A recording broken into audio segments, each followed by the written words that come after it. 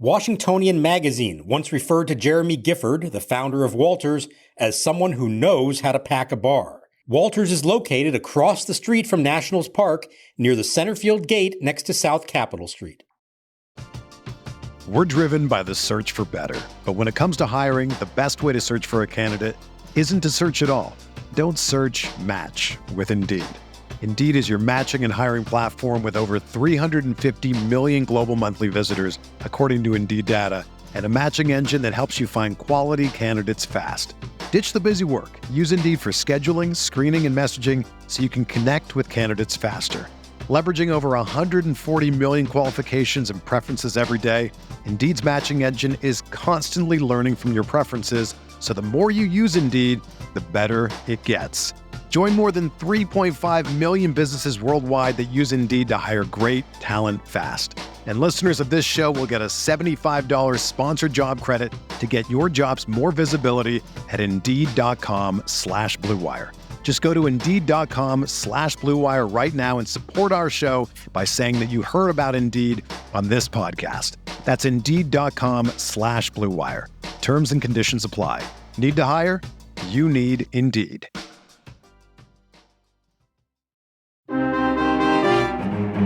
2-0 count to Real Muto. Here it is. Swing a line drive center field. That's down for a base hit. Played by Young on one hop.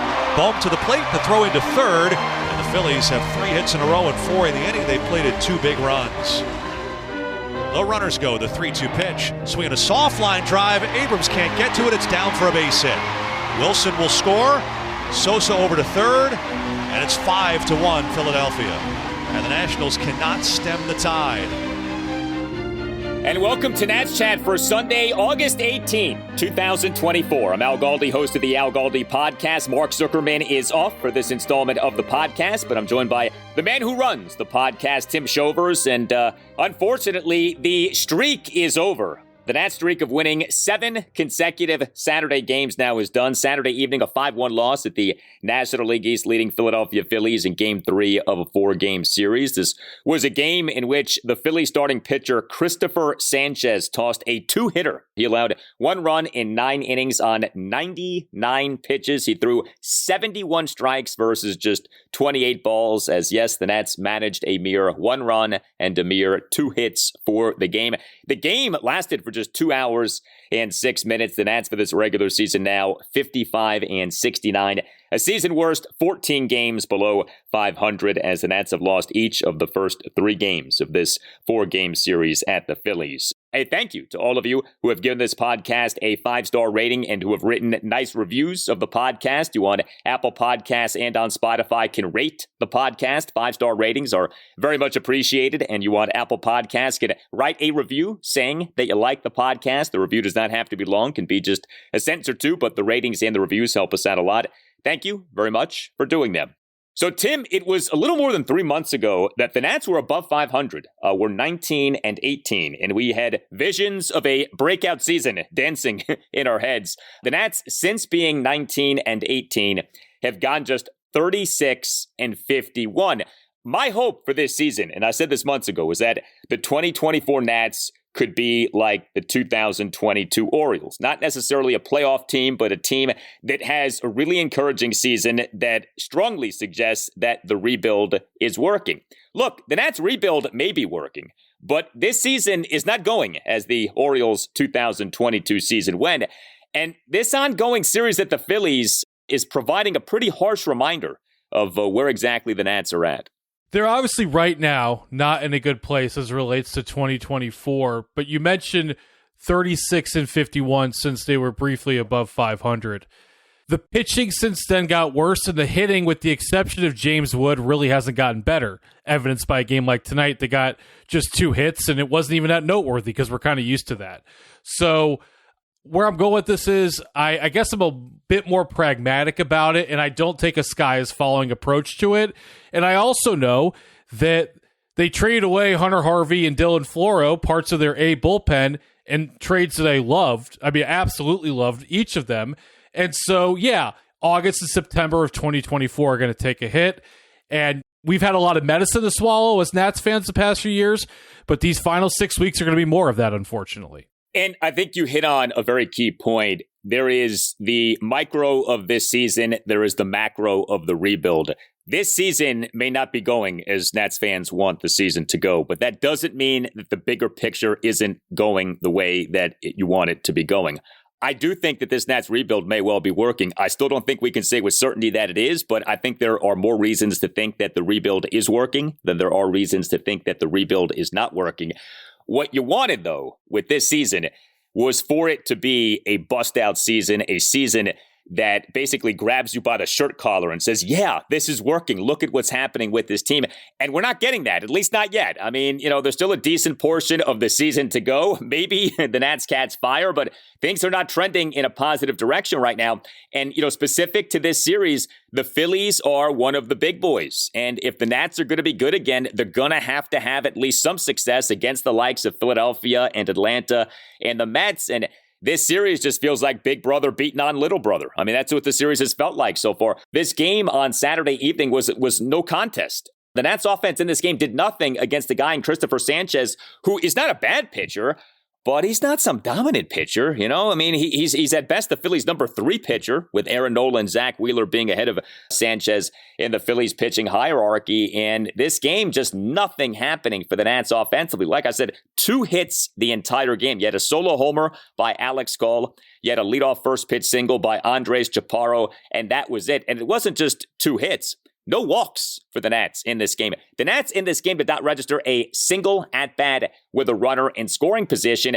And I mentioned Sanchez's pitch count, 99 pitches over 9 innings. MacKenzie Gore threw 92 pitches over 5 2/3 innings. And we'll get to Gore's outing in a bit, but just a lifeless offensive performance and just disappointing. That's all. And again, it doesn't mean that the bigger picture is not going well, or at least is not going to ultimately prove to be successful. But it's tough right now. If you're a Nats fan, it's tough right now. The team is not winning. The second half of the season, the post-All-Star break portion of the season, is not going well. And this series, which was kind of a measuring stick series, the Nats are not measuring up. Not at all. And I think we're all anticipating probably them getting swept after Sunday in a 4-game series. This is where things are trending. And you do talk about how things are rough. And there is a lot left to the season. We have a quarter of the season left to go, which is why, and you and Mark have been talking about this and sort of foreshadowing this, the fan base could use a bone here. The fan base has been sitting through some terrible baseball for a few years. Dylan Cruz needs to get called up. Whenever it's time, CBA-wise, PPI-wise, whatever alphabet soup acronym you want to throw in there that lawyers love, fine. But they need to call him up because there's going to need to be a morale boost here in September. Yes, CBA, PPI, there are many other acronyms we could throw out at people right now. But we are past the point anyway, so I think Dylan Cruz's time is coming. But, even if/when Cruz gets promoted, he's not going to fix everything. Just like James Wood has not fixed everything. It's exciting when these guys get called up. I think Cruz should be called up. But I think we have to understand, Wood, Cruz, it's 1 or 2 guys. They can only do so much. Like, there are bigger items with this team specific to this season, to where the season just is not going so well right now. Tim Shover is here to tell you about Game Time. Shows this September at the Anthem in DC include Kings of Leon, Ringo Starr, and Weezer. If you're interested in finding tickets to any of these shows, make sure to check out the Game Time app. Game Time is the only ticketing app that gives you the complete peace of mind with your purchase.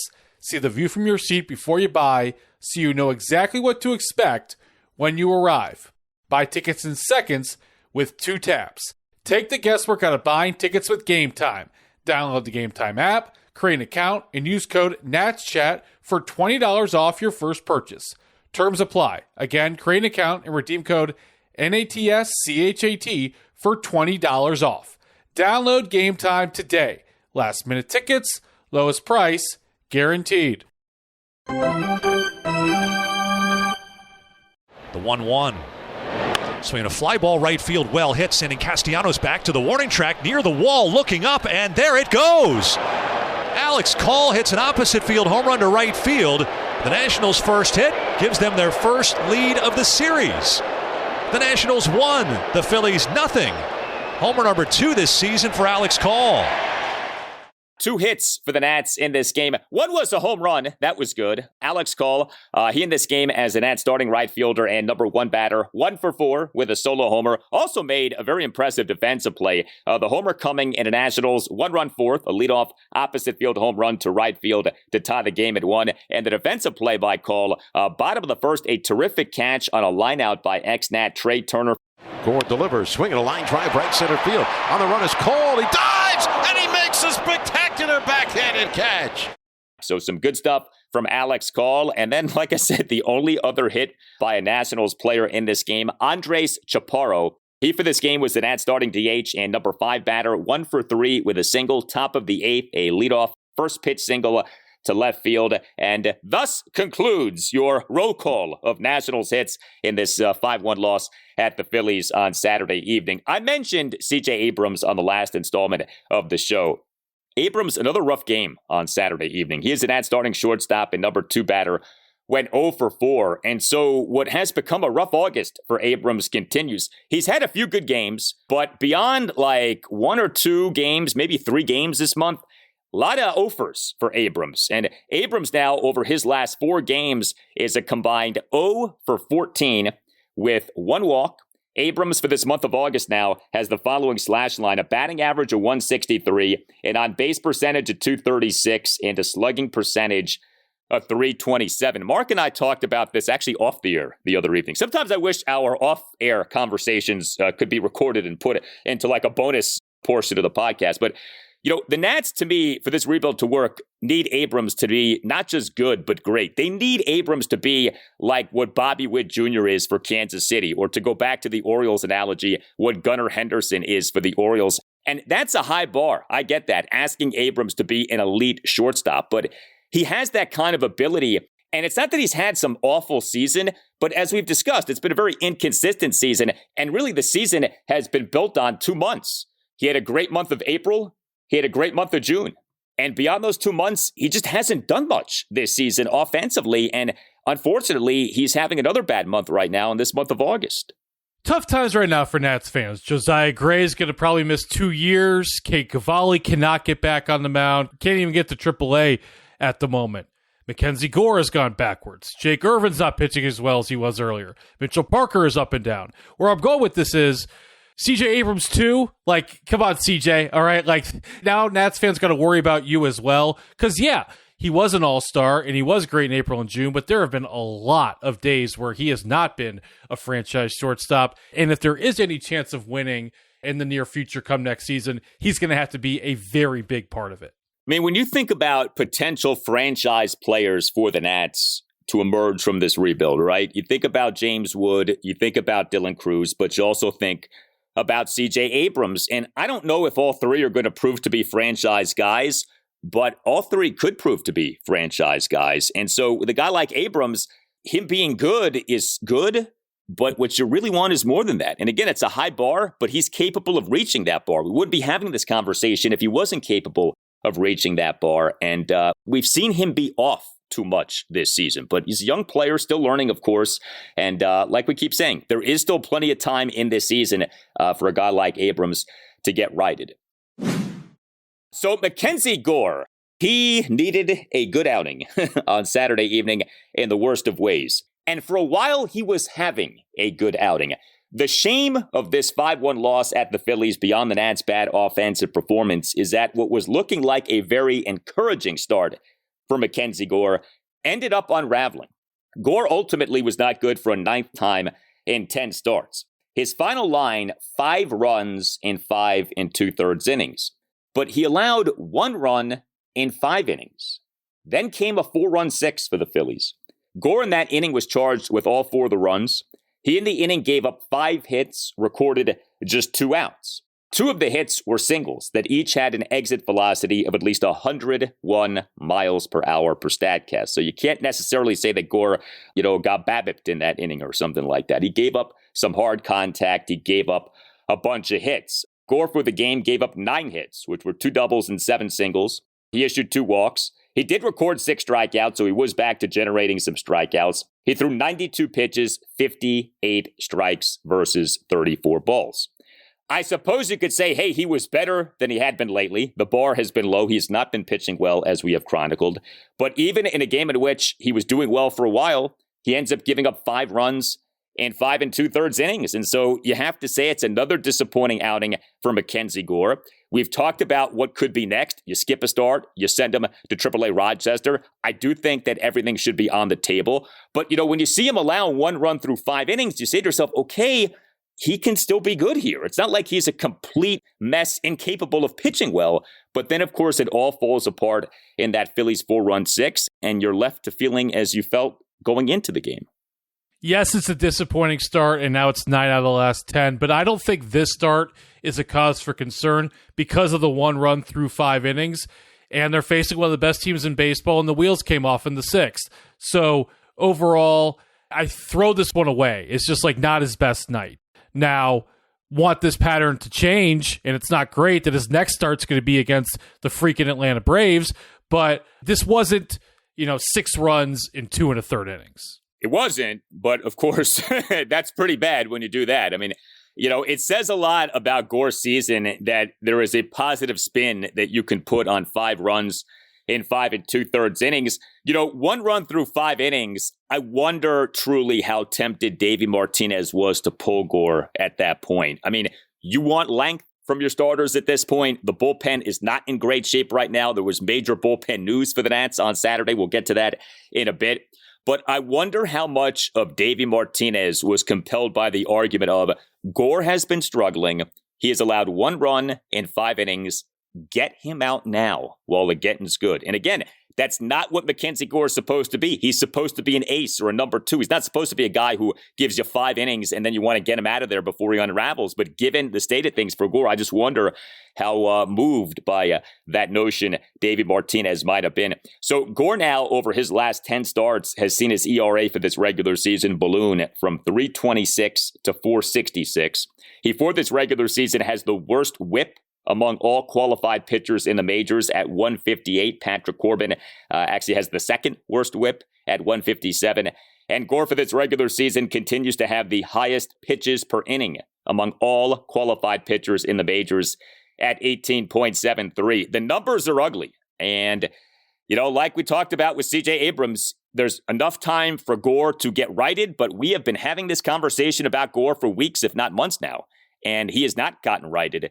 And what was such a good season for him, in a lot of ways, has fallen apart here. I mean, the possibility of him finishing this regular season with an ERA over 5 is in play. That ERA now is at 4.66, and if things continue to go poorly, that thing very easily could get beyond 5. Wow, pretty unfathomable until you just kind of laid it out there in plain English. Because, that a month ago would have seemed impossible. But we're heading in that direction. At this point, because there is a little bit of positivity you could spin to this start, I would have him take the mound in Atlanta next weekend. I wouldn't send him to Rochester. I wouldn't skip a start. Also, the reality of if you do skip, you do have to have someone else fill that, though. The reason should be MacKenzie Gore, not someone has to fill those 5 or 6 innings. But I wouldn't hit an emergency button just yet. I would extend things another week. I don't have a problem with really any scenario at this point. I mean, the Nats know this guy better than any of us do, so you have to do what you think is right for him. But you just hit on something that I do think is key. The reason not to demote him to AAA should not be, well, if we demote him, we don't have another viable starting pitcher option. At this point, it doesn't matter what happens at the major league level in terms of wins and losses, to be totally honest, right? Like, Gore's development should take precedent over once every 5 days, you may be starting someone who you're not in love with starting. So I think you have to look at it as, okay, in a vacuum, what is best for the development of MacKenzie Gore? And the answer may well be to keep him at the major league level and have him continue to work through these struggles.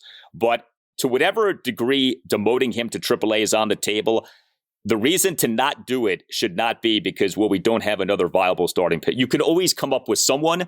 And again, wins and losses at this point take a backseat to the development of someone like MacKenzie Gore, who is crucial in this Nats rebuild.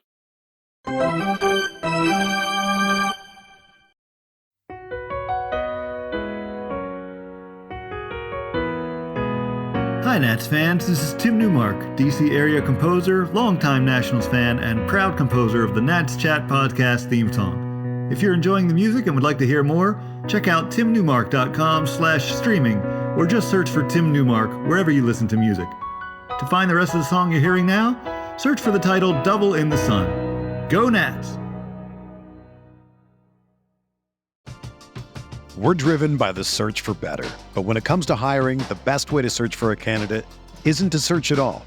Don't search, match with Indeed. Indeed is your matching and hiring platform with over 350 million global monthly visitors, according to Indeed data, and a matching engine that helps you find quality candidates fast. Ditch the busy work. Use Indeed for scheduling, screening, and messaging so you can connect with candidates faster. Leveraging over 140 million qualifications and preferences every day, Indeed's matching engine is constantly learning from your preferences, so the more you use Indeed, the better it gets. Join more than 3.5 million businesses worldwide that use Indeed to hire great talent fast. And listeners of this show will get a $75 sponsored job credit to get your jobs more visibility at Indeed.com/Blue Wire. Just go to Indeed.com/Blue Wire right now and support our show by saying that you heard about Indeed on this podcast. That's Indeed.com/Blue Wire. Terms and conditions apply. Need to hire? You need Indeed. This podcast is supported by IPVanish VPN. If you care about the security of your online activity, the easiest way to protect yourself is with IPVanish. With a rating of excellent on Trustpilot, IPVanish provides an encrypted connection for all your internet traffic, helping to prevent websites, Wi-Fi providers, and hackers from intercepting your data. Help keep your financial details, personal information, and online activity safe from threats with IPVanish. Get started with this limited time offer and save 83% on your 2-year subscription. Visit IPVanish.com/Blue Wire. That's IPVanish.com/Blue Wire. Here's your minor league report for the games played on Saturday in Rochester. Dylan Cruz and Brady House each had a single, a homer for Carter Keyboom. Stone Garrett 1 for 4. His OPS on the season is .681. And just a heads up, in Wilmington right now on a rehab assignment is Robert Hassel III. He was placed on the IL back on June 12th while playing with the Harrisburg Senators. Now back to the show. Pitch on the way to Abrams, hit in the air to left. Easy play for Wilson coming in, makes the catch. Shallow left, and the game is over. One pitch later. So I mentioned that there was major bullpen news for the Nats on Saturday. The Nats on Saturday afternoon announced a flurry of roster moves regarding the bullpen. Principal among those moves, the Nats putting reliever Derek Law on the 15-day injured list due to a right elbow flexor strain.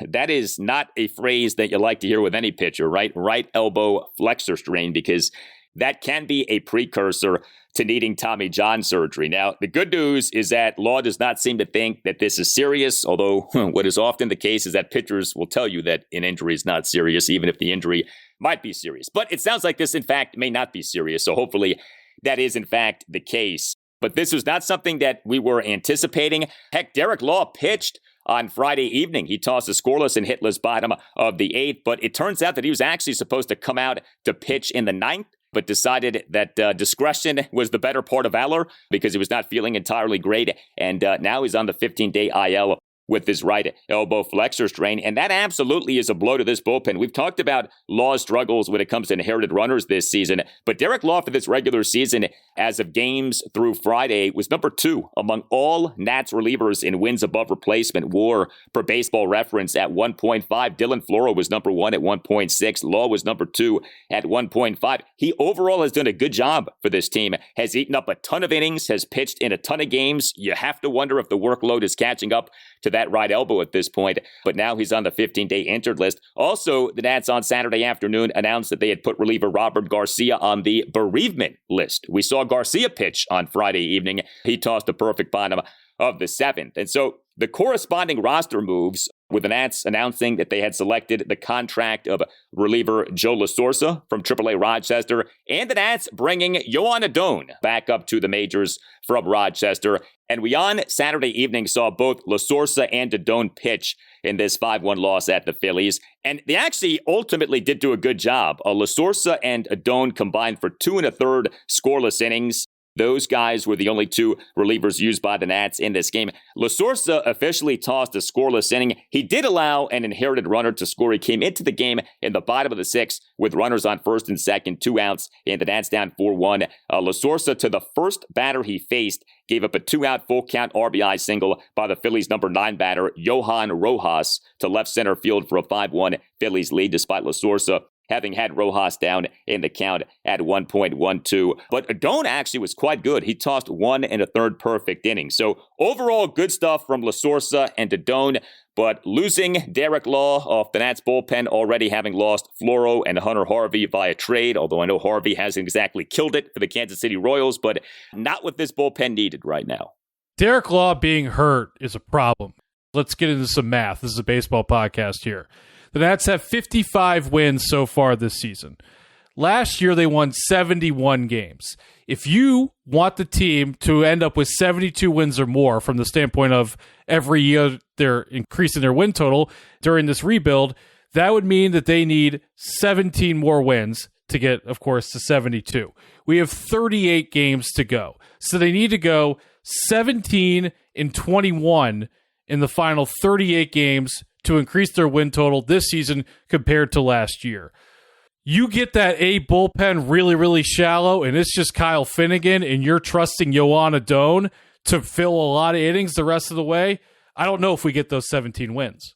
Yeah, and the way Kyle Finnegan is pitching right now, I don't know that you get those 17 wins.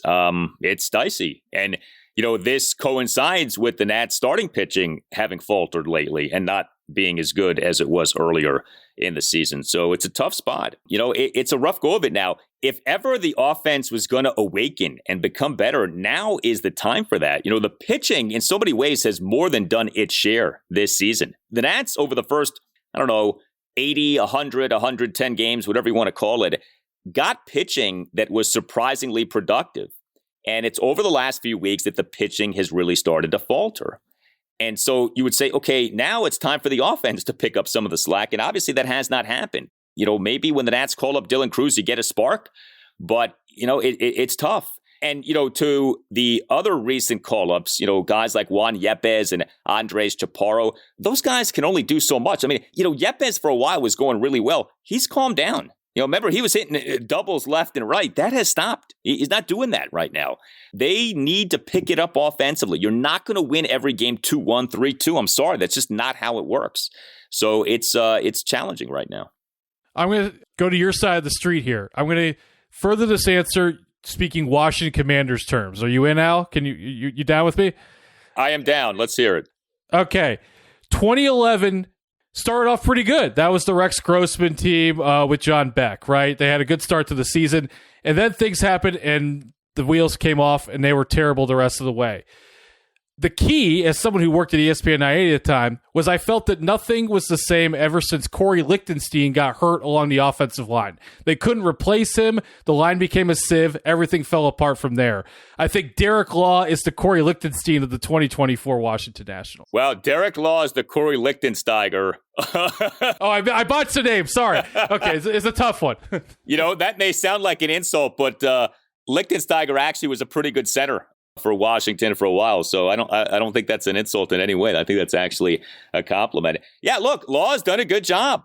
And if you go by WAR, he's actually been more valuable than Kyle Finnegan this season. So this hurts. I hope Law is back soon. I hope he is right in how he spoke of his injury. But I just know that we've danced this dance with a lot of guys, and you hear flexor strain, and that many times is not an indication of good things to come. But we'll see. It's not always an indication of something bad to come. So just got to hope for the best with Derek Law.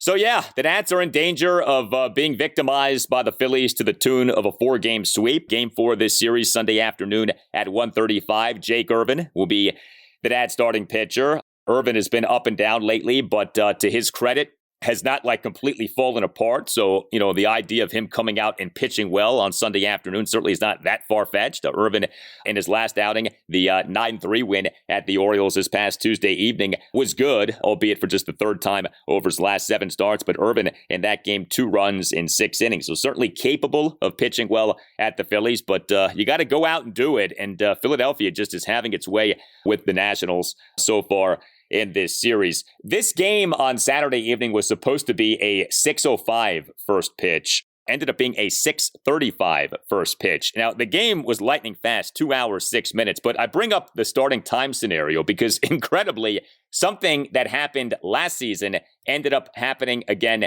this season, and that is a Nationals game at the Phillies being delayed substantially by pregame festivities. Yeah, it's because of the Wall of Fame ceremony at Citizens Bank Park. Second year in a row, as you just said. I have a problem with this because the first pitch was not till 6:35 and it was billed as a 6:05 start. There are people out there, Major League Baseball, Philadelphia Phillies, that want to watch the games. And if the first pitch is until 6:35, tell them that. That way they can make plans accordingly, whether it's TV, radio, internet, etc. The Wall of Fame ceremony is a hyper-local thing. That's great. I understand why they want to have it, and I get what the Phillies are doing. They want as big a crowd as possible. But at a certain point, that's on you to advertise in your local media and let the word know that, like, hey, the ceremony's at 6 o'clock and first pitch is at 6:35. I think the Nationals fans keep getting a raw deal in this one, and I'd like for it to discontinue. I wonder how much of this is the Phillies taking their time with the ceremony. So they say, well, we're planning on a 6:05 p.m. start. But, if the ceremony goes long, it might not be exactly at 6:05. And you take your time with the ceremony and you perhaps frustrate and aggravate the Nats and you frustrate and aggravate the opposing team. And so perhaps there's some gamesmanship going on there. You can always email the podcast, natschatpodcast@gmail.com. We got this email from John. Writes John, I'm a Nationals season ticket holder from the very beginning, and I greatly appreciate being able to virtually commiserate with Al, Mark, and Tim on the Nats Chat podcast, the only time I allow myself to use the diminutive term Nats. Wow, not a fan of the nickname Nats. Continues John, I am on vacation in Algeria. I thought that you'd want to see me at Timgad, standing in front of Trajan's Arch of Triumph, thanking Riz and the learners for bringing back the entire Nationals coaching staff for next season after another dreadful season of bad defense, egregious base running, and fewer homers than the league worst Chicago White Sox. I am on the road, as it were. Nationals games usually don't begin until after 11 over here, but at least I can wake up to an honest, clear-eyed, and intelligent autopsy of the Nationals' latest loss from your podcast. Which DC franchise will finish its rebuild first, the Wizards or the Nationals? Sincerely, John. John, that is an outstanding email, so thank you very much. Happy and safe travels to you. Look, the Wizards rebuild probably is not going to be done until 2045, okay? With the way that they're tanking. And by the way, I think the Wizards are doing exactly what they should be doing, but the Wizards are going to be bad for quite some time. The Nationals, hopefully, are going to bust out next season. We'll see if that happens, but I still would bet on the Nats rebuild finishing sooner than the Wizards rebuild. But I get the question, John. I do. Yeah, and he touches on something that I agree with. I do not agree with the decision by the Nationals to bring back the coaching staff in mid-August. Didn't think we were there. Don't think Darnell Coles deserves such an early guarantee of job security. That's a serious answer to what was a fantastic email there. Props on the composition. Really appreciate the time you obviously put into that one. But when he lays it out and he talks about the defense and the base running, I have no pushback to any of that. No, I don't get why the coaching staff had to be re-upped this soon. If you want to say, hey, we really like these guys and you want to bring them back, okay, why couldn't you have done that at the end of this season after you see how this season plays out? My problem isn't necessarily with the Nats bringing these coaches back. My problem is with the Nats bringing these coaches back so soon. It would not have hurt you at all to have waited another few weeks. It's not like these guys are in high demand. Understand what happened here. These guys were presented with contracts to come back for next season, and these guys all signed those contracts. What does that tell you about what these guys think about their options beyond the Nats, that these guys so quickly signed those contracts? I think that says a lot. So I think you could have waited a bit and not have really been at major risk of losing any of these guys. So we'll see. I hope the Nats don't come to regret doing that. Maybe they won't. But I just don't see what the harm would have been in waiting. You tell us what you think. If you have a great email, like our friend John, send it to us, natschatpodcast@gmail.com. You could also hit us up on X at _chat. You can find us on our website too, natschatpodcast.com, at which you can purchase a Nats Chat podcast t-shirt.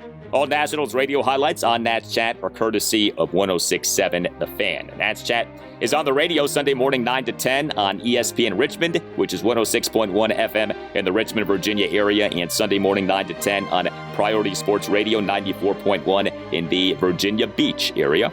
For Tim Shovers, I'm Al Galdi. We thank you for listening, and we'll talk to you next time on the Nats Chat Podcast. The pitch. Swing and a high fly ball, deep left center field, back towards the Bermuda Triangle, and it's out of here. Dylan Cruz with a long 2-run homer, and the Red Wings extend the lead to 8-1.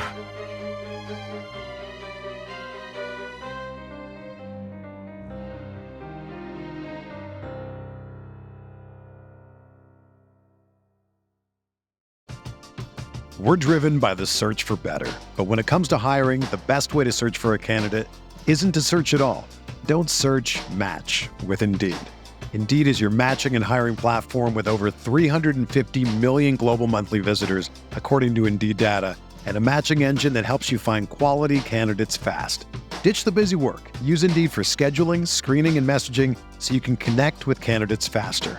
Leveraging over 140 million qualifications and preferences every day, Indeed's matching engine is constantly learning from your preferences, so the more you use Indeed, the better it gets. Join more than 3.5 million businesses worldwide that use Indeed to hire great talent fast. And listeners of this show will get a $75 sponsored job credit to get your jobs more visibility at Indeed.com/Blue Wire. Just go to Indeed.com/Blue Wire right now and support our show by saying that you heard about Indeed on this podcast. That's Indeed.com/Blue Wire. Terms and conditions apply. Need to hire? You need Indeed.